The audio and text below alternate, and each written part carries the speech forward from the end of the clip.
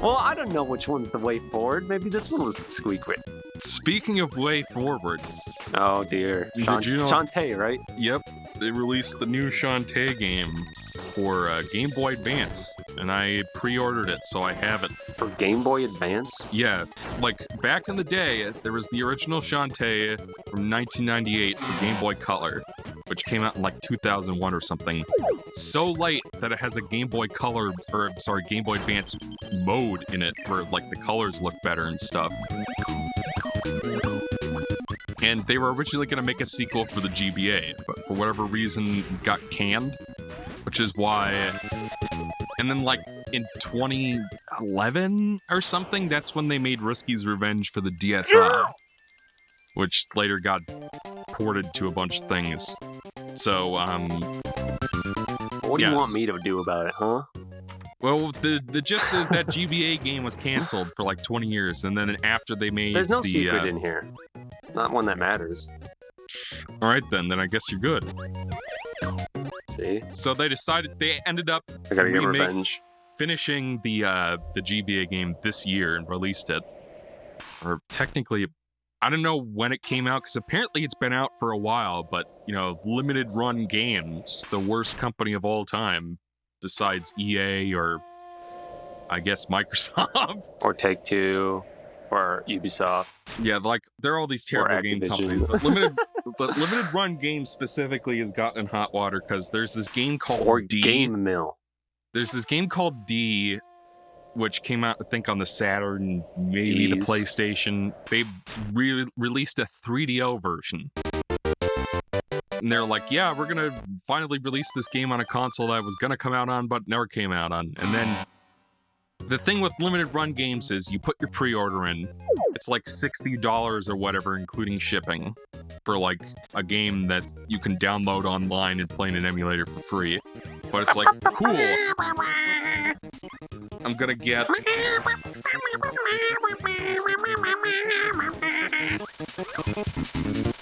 Alright, go on. So people pre-order this D game for the 3DO, and they wait. So like you do your pre-order for limited run, and then it always takes them like an absurdly long time to ship your shit. Okay. Like, cause like literally all they do. Look at these like, propellers. Yeah, those are definitely pre-rendered 3D. That's some Kenobi shit. Yeah. I think I told you about this earlier, but Kenobi had a PlayStation port. Like, it was originally for Game Boy Advance, and then they ported it to PS1. But here's the thing about that. They, for whatever reason, they picked the lowest possible resolution mode on the console for it. Because I guess they didn't feel like optimizing it for 320 wide. So it's like, it goes from 240 to 256 wide, so it's like NES resolution. Instead of like 320 by 240 or whatever. And it's got like horrible... Every time you open the map in that game, you have to wait for the disc to load it. Sorry, I almost lost my fucking cool for a second there. Stupid autocorrect. Isn't it funny to hear Jim Kerry doing his Grinch voice in Sonic 3?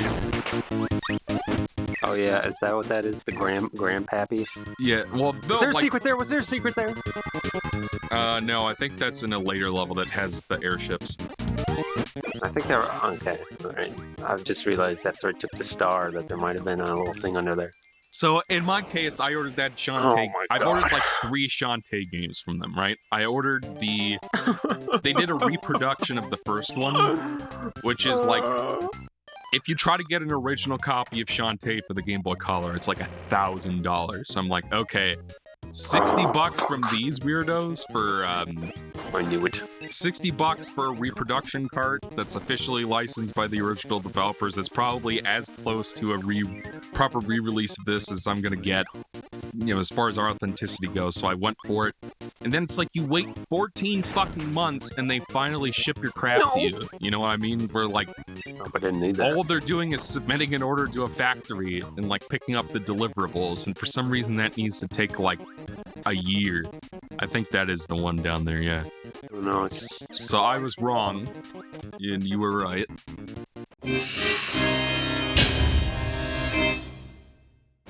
So... No, it wasn't what I thought it was, at least.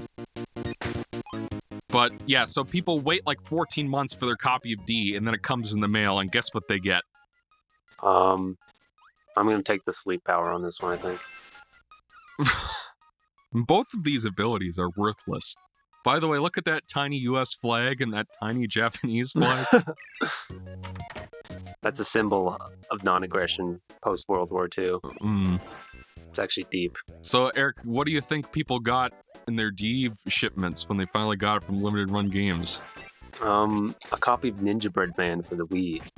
That would have been better than what they got. I wasn't listening to your cool story. I'm not gonna lie. So people pre-order this game for the 3DS, and they wait. So like, you usually pre-order for the one, and That's still talking. takes them long, and it's a really long time to ship your shit. Well, the gist is, they imply it's going to be an official release that'll be compatible with your 3DOs.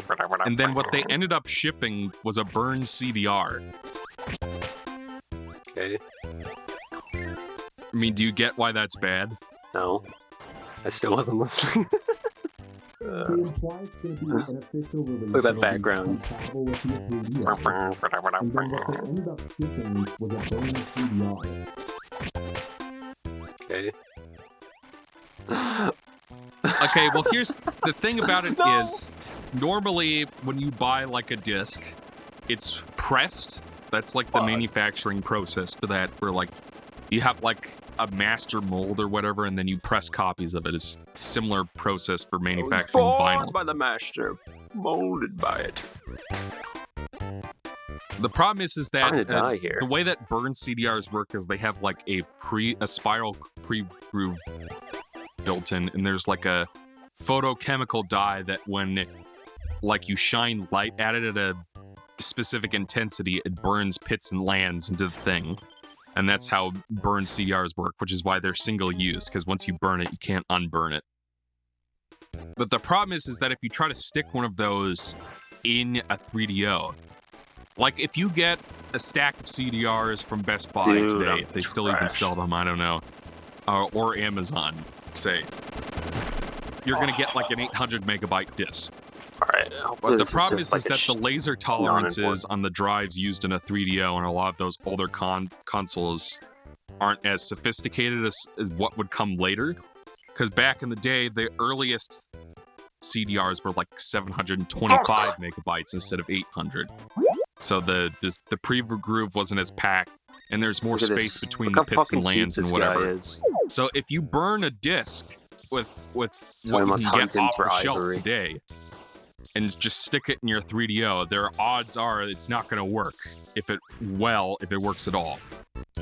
So not only did they not press the discs, but they used a CDR that was too data dense to be read properly by a 3DO. And people were understandably very pissed off because it's like, you can burn a CDR at home for very cheap.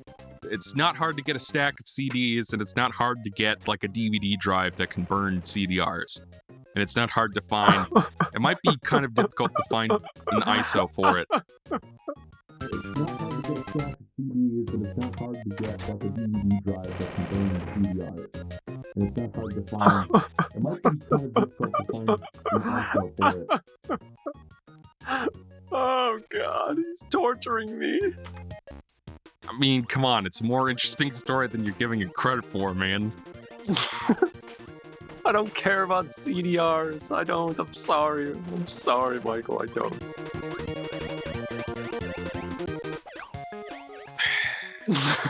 You can go down below that green one. Silver and fucking gold. I like how it looks like a butt crack or something. You say so. Michael, every time the song plays, you know what to do. Oh no! Bottom corner. I'm not gonna remember to go. I'm gonna already have like rendered 3 parts by this point. By the time you ask. Now you're asking me to go back and edit in the snowman every single time? What do you mean? Why are you acting like that's some crazy thing that needs to be done? Well, if I've already rendered and uploaded 2 previous parts, I obviously can't go back and edit them now. Okay, put in a YouTube annotation with him in it. Those don't exist anymore. Those got phased out ages ago. Guys, remember there's a 5-star ranking system on YouTube? Oh, yeah. Guys, if he didn't put the fucking snowman in and the other parts, you have to hold his feet to the fire on this one. Do not let him fucking get away with this one. You know when I first learned that phrase? Where? The holding a feet to a fire? Got to know. Got to tell me now. Put me out of my misery. I mean, if you really, really don't want to know, I could just not say. If that's too I'm just being painful toxic for fun, okay? Is that so bad? Is it so bad to be rude for no reason? For your I was own in amusement? 2nd grade at elementary school, and everybody around here is a Democrat, so this is like back when John Kerry was running in 2004, and they're like, oh, John Kerry's making a bunch of promises, and they're really going to hold his feet to the fire if he wins.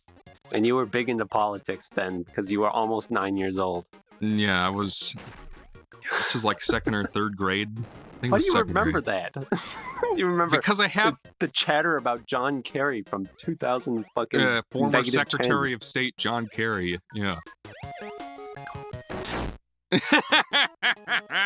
Listen. I thought you could go through those. Was that with RNG manipulation as well, Mr. Rick? When you see the cosmic bit flip later, you will not be laughing. Alright, tell us more about John Kerry's 2004 run. Well, he lost. Not many people know that, but that is what happened. And a lot of people were very disappointed. There are a lot of people who blamed Madonna, believe it or not. Who were voting for Madonna? Well, Madonna released an album in 2003 called American Life, which was Madonna's attempt at going political, believe it or not. This is before she became irrelevant, but because, like, you know, she had a very successful career in the 80s and 90s. Then she had her I'm Too Sexy phase around, like, 95, 96. And she took a couple years off from show business to have a child. When she came back with Little Ray of Light, she was trying to be a little more respectful, a little more reserved, a little more artsy. And then... What is this playthrough? There was the 2000 album Music. And then the 2003 album...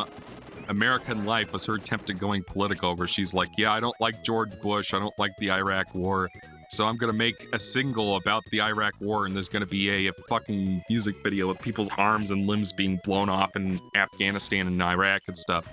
But then, the Dixie Chicks got canceled by conservatives for calling out against the Iraq War. What is this playthrough?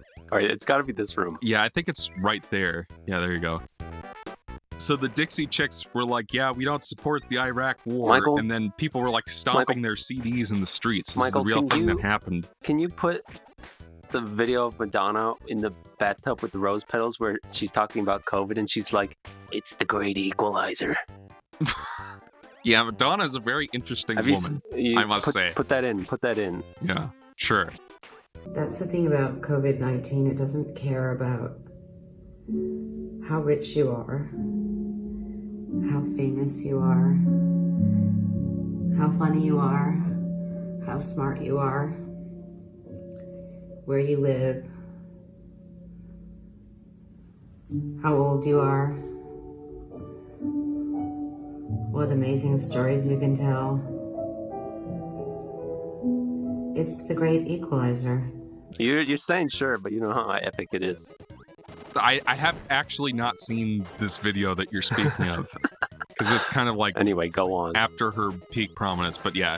So this album comes out... post-political career, I understand. She basically chickened out of releasing the original video because she was like, well, I don't want people stomping my CDs in the streets and I want them to keep buying my records, so I'm gonna not say anything about the war, really. But she still did a lot of campaigning and stumping for Kerry. So there's a case to be made that... And she kind of made him look bad, so there's a case to be made that... That's not even the song that's playing right now. Oh, I have the worst power-up. God damn it. Yeah, the one that goes down. I don't know what it is with this Krakow guy, why he keeps coming back in, like, every game. This guy's iconic. I get it. Not putting this guy's like not putting in Mario in Mario. It's a pawn, because he has a great big fucking eye, so he's iconic.